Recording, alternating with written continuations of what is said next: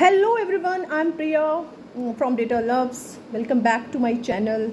And today we will talk about a little bit about machine learning. A little bit about machine learning. That's what is machine learning.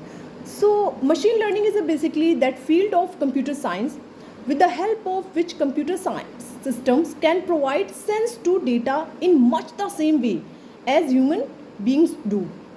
Okay, so if I talk about in a very simple way, that's a very simple way. So what is machine learning?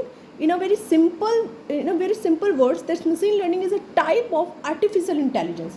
Machine learning is a type of artificial intelligence that extract patterns out of raw data by using an algorithm or method.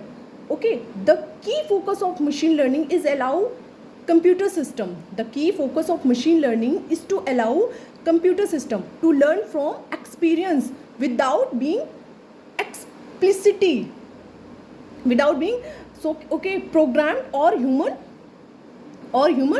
intervention. Okay, so it's a very simple way. That's what is machine learning. If I talk about, so this is a very simple definition of machine learning. Okay, thank you so much for watching my video.